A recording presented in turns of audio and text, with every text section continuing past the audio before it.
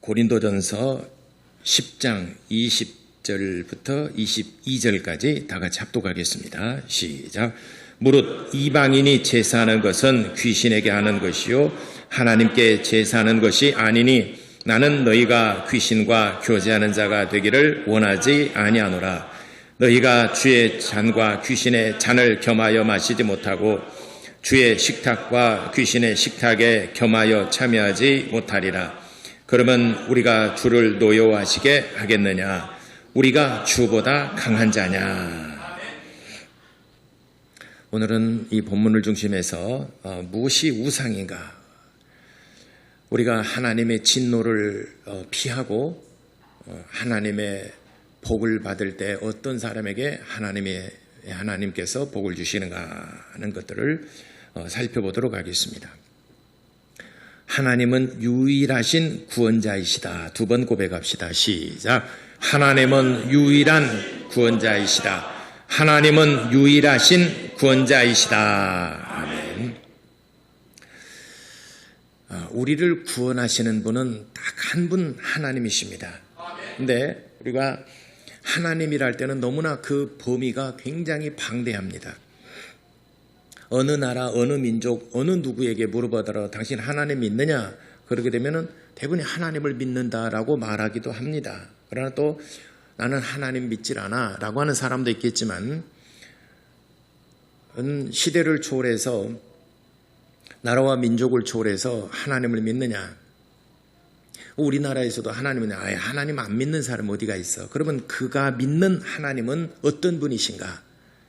그가 믿는 하나님은 어떤 분이신가? 비바람을 농사가 잘 되도록 비바람을 주시는 분이시지. 햇빛을 주시는 신이시지. 바로 그분이 나의 하나님이야. 그래서 농사가 잘 되게 하는 하나님. 그래서 태양신을 섬기기도 하고 구름신을 섬기기도 하고 또 복을 달라고 빌기도 하고 그렇습니다. 그런데 그러므로 하나님이라는 그 단어, 이는 굉장히 너무나 방대합니다. 그래서 하나님을 믿느냐 할 때 우리가 믿는 하나님은 어떤 분이시냐? 우리에게 구원자 예수를 보내신 그분만이 나의 유일하신 신이시다. 믿으십니까? 우리를 구원하시기 위해서 예수를 보내신 분, 2000년 전에 나사렛 동네에 계셨던 나사렛 예수, 유대 땅 베들레헴에서 출생하시고 어린 시절을 나사렛에서 사셨던 바로 그분 예수. 당시에 예수라는 이름도 굉장히 많이 있습니다. 예수라는 이름이 굉장히 많이 있는데 예루살렘에도 있고 사마리아에도 있고 여러 지방에 예수라는 이름을 가진 분이 많이 있었는데 나사렛 예수. 그래서 나사렛 예수 그를 보내신 하나님이 우리의 유일하신 구원자이시다. 이 외에 다른 어떤 신이 있어서 그를 따라가 그를 섬긴다면 이 모든 것들은 전부 다 우상입니다. 하나님께서는 다른 신을 그 앞에 있게 하는 것을 굉장히 싫어하십니다. 하나님 이외에 다른 신을 섬기는 것을 하나님은 질투하시고 하나님은 미워하십니다. 구약 성경을 통틀어서 보게 되면은 구약에 이스라엘 백성들이 가장 많은 불행을 당하고 재앙을 당하고 징계를 받았던 사건을 얘기한다면 우상 숭배 그리고 간음 이 두 가지 사건을 들 수가 있습니다.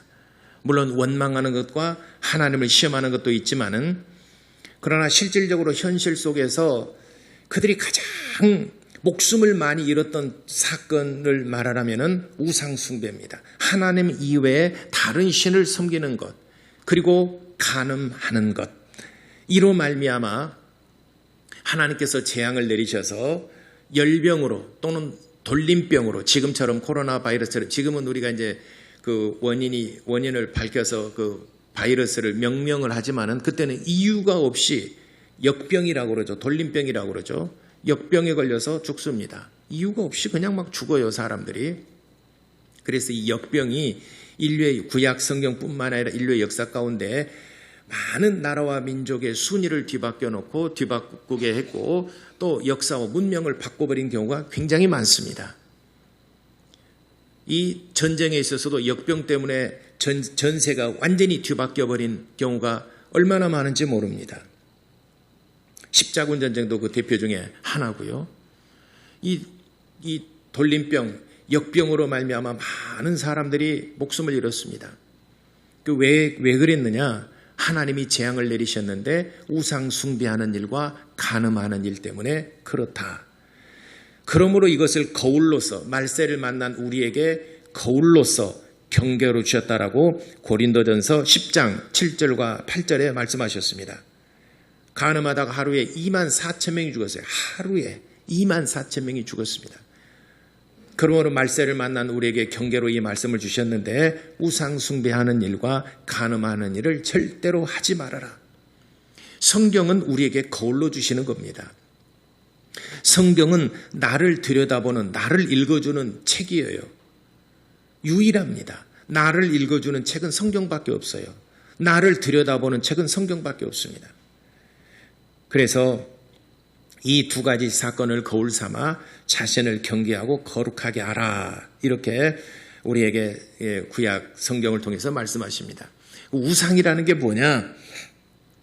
우상은 어떤 형상에게 인격을 부여하고 그 앞에 복을 달라고 구하고 그를 섬기는 것을 우상이라고 말합니다.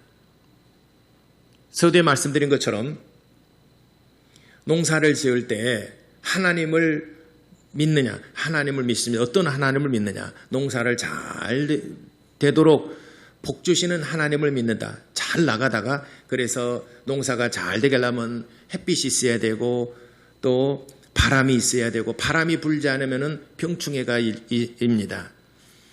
그리고 또 시절을 따라서 비를 내려줘야 됩니다. 그래서 이 세 가지 요소는 농사하는 사람에게 절대적으로 필요한 요소입니다. 그렇기 때문에 태양신을 섬깁니다. 그리고 구름신을 섬깁니다. 그리고 바람신을 섬깁니다. 자, 태양과 구름과 바람이 무슨 인격이 있습니까? 무슨 인격이 있습니까? 인격이라는 것은 지정의가 있어야 됩니다. 어떤 것을 지식을 가지고 그에 대한 감정을 느끼고 그것을 결단을 해서 뭔가 실행하고자 하는 이게 인격입니다. 그래서 태양과 구름과 바다가 무슨 바람이 무슨 인격이 있는가?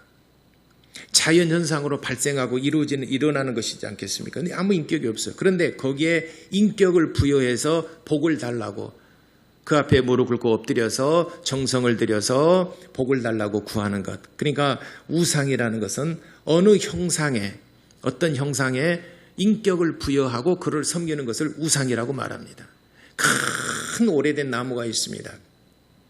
그러면은 그 나무가 우리 마을을 지켜주는 수신이다. 그래서 명절이 되게 되면은 그 나무 앞에 제사상을 차려놓고 복을 달라고 기도합니다. 이게 우상이라는 거예요. 또 마을을 지켜주는 정승이라는 게 있어요. 장승이죠. 마을 입구에 장승이 있습니다. 그래서 그 장승이 그 마을에 사악한 것들이, 사악한 기운들, 사악한 귀신들이 틈타지 못하도록, 들어오지 못하도록 마을 어귀에다가 장승을 세워놓습니다. 그러니까 그 장승을 함부로 대하게 되면은 노한다는 것이죠. 그래서 돌을 새겨놨는데 거기에다가 인격을 부여해서 우리 마을을 지켜주는 수호신이다. 이집트에 가보게 되면은 피라밋이 있습니다. 피라밋은 그 열조의 왕들을 모셔놓는 그 무덤입니다. 근데 피라밋 입구에 보면 스핑크스가 있어요. 사자 얼굴에 사람의 형상, 사람의 모양이에요. 그래서 스핑크스를 왜 세워놨느냐? 들어오지 못하도록, 그 영혼을 손대지 못하도록, 그 무덤에 사악한 것들이 들어오지 못하도록 그 무덤을 지키는 수호신이 스핑크스입니다.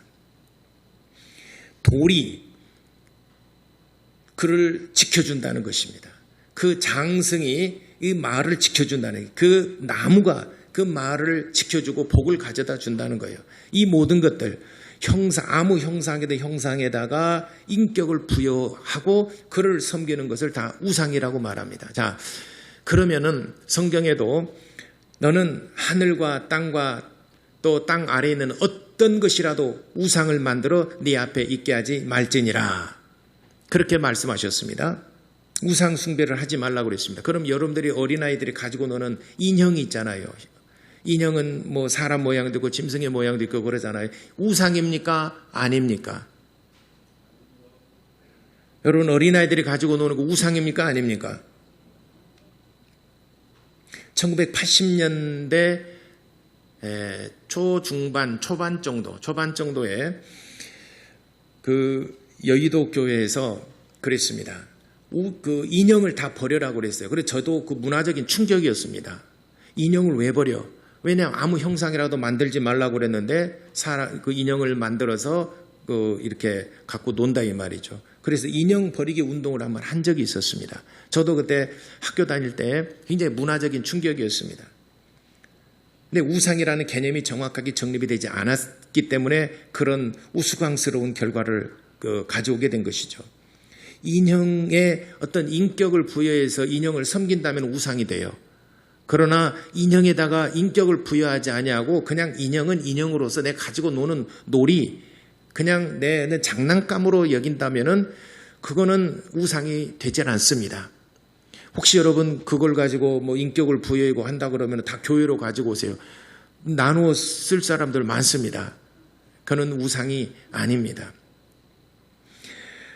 자, 오늘 성경 본문에 이방인들이 제사하는 것, 내가 아까 서두에 말씀드린 것처럼 구약의 이스라엘 백성들이 가장 큰 재앙을 만나는 것이 바로 우상 숭배하는 것과 간음하는 일이라고 그랬습니다. 이 두 가지를 경계하고 말세를 만난 우리에게 경계로 이걸 거울 삼아 조심하라고 고린도서 10장에 기록하고 있는데, 오늘 성경 본문에 이방인이 제사하는 것은 하나님께 제사하는 것이 아니고 이는 귀신에게 하는 것이니, 이방인이 제사하는 것은 하나님께 제사하는 것이 아니고 귀신에게 제사하는 것이니, 너희가 만일 이방인들이 제사를 드린다면은 이는 귀신의 잔에 참여하는 것이고 귀신과 교제하는 자가 되리라. 그렇기 때문에 너희가 귀신의 잔에 참여했다라 그러면은 주의 잔에 참여하지 못하리라. 또 귀신과 교제하는 자는 주님과 교제를 하지 못하게 될 것이니라. 한 샘에서 쓴물과 단물을 동시에 낼 수 없다는 것입니다. 빛과 어둠이 함께 공존할 수 없다는 것입니다. 그리스도와 벨리알이 어찌 조화를 이룰 수가 있겠는가? 네가 어느 편에 속한가? 네가 하나님 편에 속했는지 아니면 귀신을 섬김으로 귀신 편에 속했는지, 너희가 지금 누구에게 속하냐? 이것도 저것도 두 개 다 속할 수는 없다.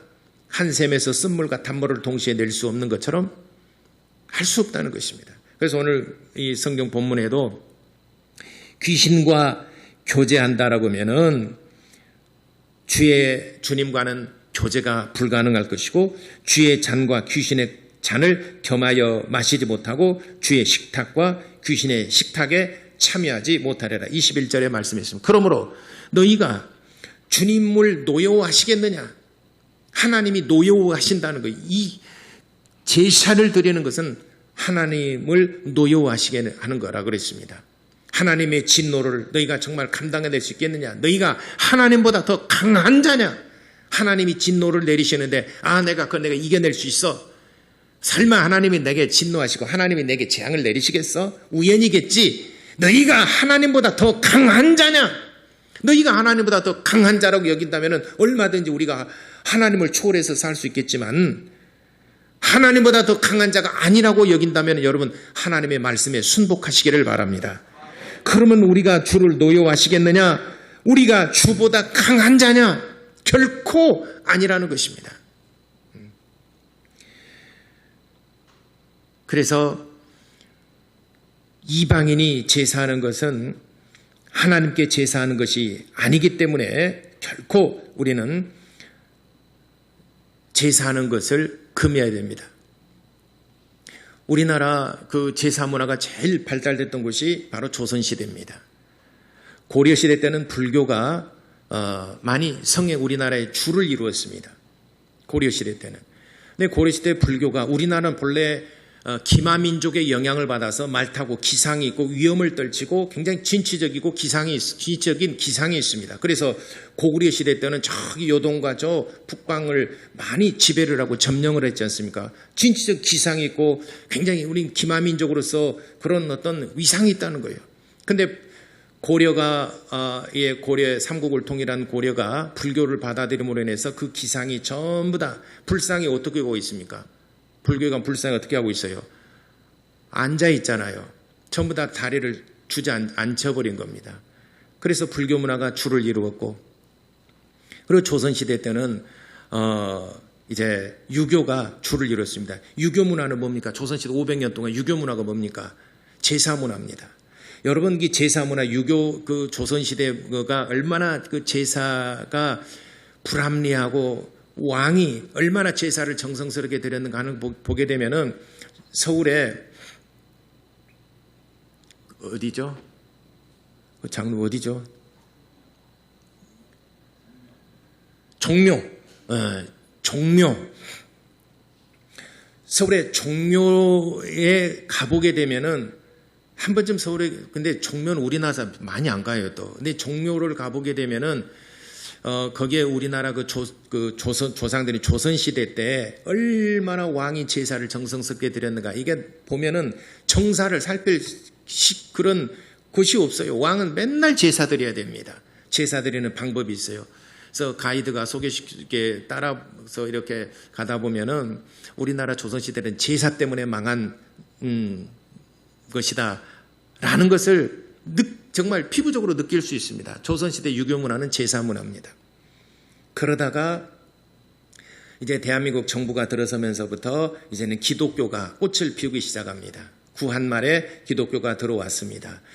그런데 이제 우리나라 초대 대통령 이승만 대통령이 미국에 가서 공부를 했습니다. 원래 이승만 대통령이 공부를 그렇게 썩 잘하진 못했는가 봐요. 과거를 여러 번 낙방을 했습니다. 과거를 합격하지 못하고 여러 번 낙방을 했는데 서재필 박사가 이승만을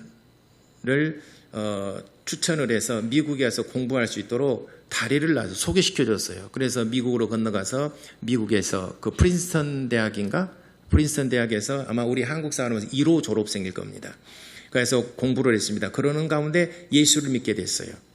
미국 가서 공부하면서 예수를 믿게 되었고 체험하게 되었고, 그래서 한국에 돌아와서 이제 우리나라 남한의 정부가 세워질 때에 이제 처음으로 선서를 하면서 이 우리나라를 기독교 국가로서 성경의 기초에서 기독교 국가로 만들겠다라고 하는 선서를 했습니다. 근데 그 후로는 이제 후대 대통령들이 이제 군사정권 들어서고 이렇게 하면서부터 실종이 돼버렸는데, 미국에는 1776년 7월 14일 조지 워싱턴 장군이 첫 번 대통령 선거를 할 때 성경에 손을 놓고 선서하면서 성경에 입각해서 하나님의 말씀을 순종하는, 하나님을 잘 섬기는 나라가 되겠노라고 그런 선서를 한 게 지금도 그렇게 하지 않습니까? 근데 우리나라도 좀 했으면은 미국 못지않게 잘 사는 나라가 됐을 텐데 하다가 그냥 중간에 도둑 맞아버려가지고 그걸 못하게 됐는데, 그래도 어쨌든 우리나라가 이렇게 잘 살게 되는 것은 독립운동하는 또 33명의 서명 가운데도 과반수 이상이, 절반 이상이 기독교인들입니다. 그래서 대한민국 정부는 기독교인들이 굉장히 많습니다. 그때 독립운동했던 분들이나 초대 기독교가 한국에 정착했던 데 힘을 썼던 이분들의 후손들이 굉장히 명성을 얻고 사회에서나 어디서나 정말 하나님이 복을 주시는 것을 국민일보에 나의 삶, 나의 신앙인가 그 난에 보면 계속 연재됐던 적이 있습니다. 그분들이 다 하나님께서 복을 주셔서, 왜냐하면 피 흘리고 수고하고 땀을 흘려 수고한 모든 대가를 그의 후손들에게 하나님이 복을 주셨어요. 그러니까 신앙은 나 당대로만 끝나는 것이 아니라 후손들에게까지 영향이 있다는 것을 기억해야 됩니다. 그래서 성경에도 출애굽 20장에도 말씀하시기를 너희가 하나님을 떠나 우상을 섬기고 다른 신을 섬기게 되게 되면은 내가 너와 내 자손들 3, 4대 이르러서 내가 저주를 내리리라. 3, 4대면은 할아버지, 증조할아버지 시대입니다. 그렇죠? 그러면 할아버지, 증조할아버지는 내가 내 자녀의 그 자녀까지 볼 수 있다는 것입니다. 내가 목도하는 앞에서, 내가 보는 앞에서 너와 내 자손들을 저주하리라. 그 고통은 이루 말할 수가 없겠죠. 여러분, 부모가 되어보신 분들은 자식이 부모를 향하는 마음과 부모가 자식을 향하는 마음은 하늘과 땅 차이가 납니다. 저도 어렸을 때 우리 할머니 집에 가고 할머니 보게 되면은 할머니가 우리 손자 왔다 그러고 얼마나 반갑게 맞아주는지 몰라요. 근데 저는 그때 그냥 할머니가 반갑게 맞아주고 산자 요만큼 해서 평아야, 그 뒤로 이렇게 광으로 불러가지고 산자 요만큼 한 덩이 그 뒤주에서 내서서 이렇게 주면은요, 그렇게 맛있고 우리 외할머니가 나를 얼마나 이뻐했는지 몰라요. 근데 외할머니가 나를 그렇게 예뻐하는 것에 비해서 나는 할머니에 대해서 그만큼 못했던 것 같아요. 왜냐하면 내가 이제 할아버지가 돼 보니까 그 마음을 알겠어요. 우리 새끼가 정말 저뿐만 아니라 우리 할아버지 다 마찬가지잖아요. 할아버지 돼 보면 그 또 부모의 마음과 할아버지 마음 또 다르더라고요. 그렇잖아요. 그래서 제가 느끼는 것이 손주들이 뭐 이렇게 할아버지 할머니를 대해서 뭐 싫은 표현도 하고 그냥 안 하고 그냥 반응도 안 하고 좀 섭섭한 마음 있잖아요. 그럼 이해를 해야지 돼요.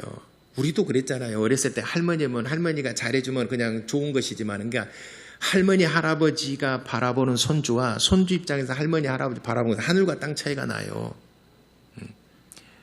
그래서 할아버지가 손주들과 또 증손주들을 바라볼 때 막 그렇게 예쁘다고 그래요.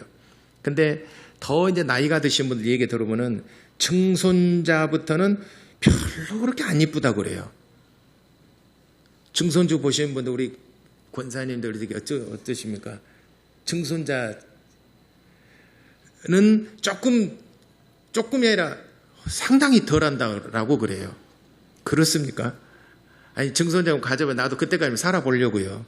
그러면 사람이 체험을 해봐야 되지 않습니까? 할아버지의 마음과 증조 할아버지의 마음, 증손주가 어쩌는가. 나는 우리 권사님들이, 나이 드신 권사님들이 증손주를 보게 되면 증손주는 좀 덜해, 손주가 이쁘지. 그런 얘기를 해서 저도 한번 살아보고 경험을 한번 해보려고요. 증손주까지 한번 보려고요. 어쨌든 그렇게 사랑스럽고 예쁜 금쪽 같은 내 새끼들인데 하나님께서 저주를 내리리라. 견딜 수 없는 겁니다. 그래서 우상을 섬기고 다른 신을 섬기게 되면 3, 4대 이르러 내가 너의 자녀들과 자손들에 내가 저주를 내리리라. 그러나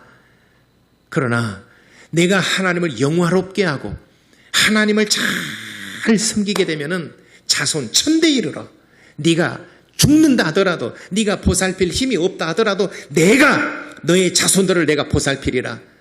내가 힘이 없다 하리라도, 네가 힘이 없다 하더라도 힘 있는 내가 복을 줄 것이며 인도할 것이며 내가 지키리라. 네가 지킬 힘이 없다 하더라도 내가 지킬 것이라. 내가 도울 힘이 없다 하더라도 내가 도울 것이니라. 그러니 네가 하나님을 잘 섬기게 되면은, 하나님만 잘 섬기게 되면은 내가 도울 힘이 없고 내가 이 세상을 떠난다 하더라도 자손 1000대 이르러서 내가 복을 주리라. 할렐루야. 그래서 우리나라의 초창기 때 기독교가 들어왔을 때 정말 개척자들은 힘들지 않습니까? 힘이 들지만은 그래도 어쨌든 섬기려고 하고 복음을 받아들이고 기도하고 그렇게 어렵사리 그렇게 하나님을 섬겼던, 또 자녀들이 그렇게 하고 자손들이 했던, 이미 그분들은 다 세상을 떴고 이미 돌아가셨지만 그 자손들이 지금 우리가 살펴보게 되면은 하나님께 복을 받은 것이 눈으로 보듯이 명확하고 너무나 확실한 증거요. 이것이 표적입니다.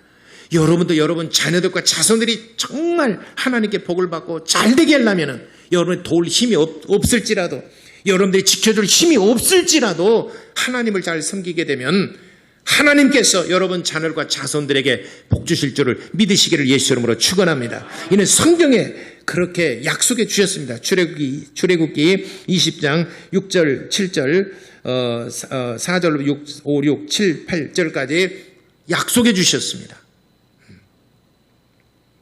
그러므로 우리가 절대로 우상 섬기는 일만큼은 우리가 하지 말아야 됩니다. 뿐만 아니라 성경에서는 우상에 대해서 또 꼭 그 형상을 섬기고 그 앞에 절을 한 것만 우상이라 말하지 아니하고 사무엘상 15장 23절에는 마음이 완악한 것도 우상에게 절하는 죄와 똑같다라고 그랬습니다. 내 마음이 완악한 것, 내 마음이 하나님을 향하여 완악한 것, 하나님께 마음을 열지 못하고 하나님을 받아들이지 못하고 또는 교회를 다닌다 하더라도 받아들이지 못하고 마음이 완악한 것은 우상에게 절하는 죄와 같음이라. 그러므로 못된 고집 부리지 말아라. 로마서 2장 5절에 못된 고집과 회개치 않는 마음은 진노를 그 머리 위에 쌓아놓음과 같도다라고 그랬습니다. 회개치 아니하는 못된 고집 부리는 것. 그래서 디도서에 이렇게 말했습니다. 교회 감독자나 교회 직분자들은 제 고집대로 하지 말아라 그랬습니다. 하나님의 말씀을 따라 순종해야지 자기 고집대로 하지 마. 자기 생각대로 하지 말아라. 자기 생각대로 끌고 가지 마. 자기 고집대로 하지 말아라.